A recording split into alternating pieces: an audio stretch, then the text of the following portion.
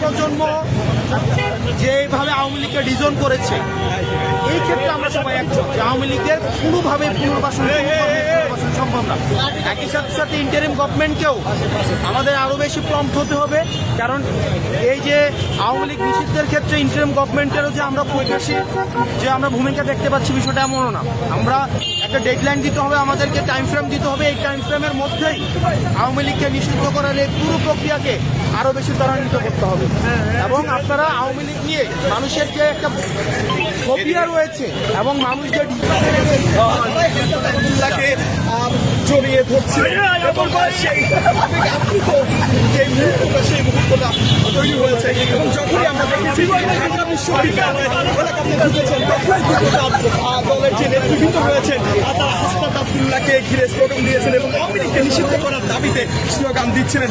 এবং খানিকক্ষণের জন্য মনে হচ্ছিল হাসনাত আব্দুল্লাহ মিছিল ঢাকা বিশ্ববিদ্যালয় এলাকাতে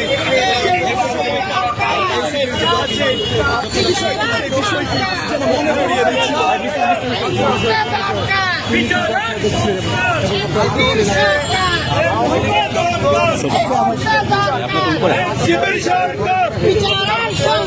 এই মুহূর্তে দরকার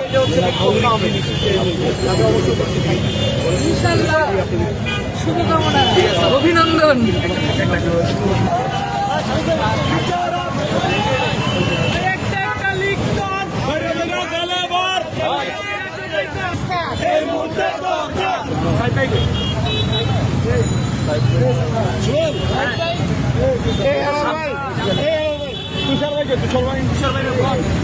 কার্যক্রম কি শেষ এখন?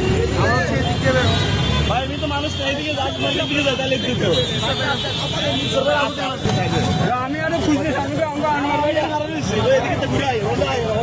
জনগণের বয়স লাগে আর গণ অধিকার উঠাই দিচ্ছিল। আমি সাক্ষী আবারও সে প্রশ্নটা করতে চাই। অনেক মানুষ আমরা এদিকে চলবে না,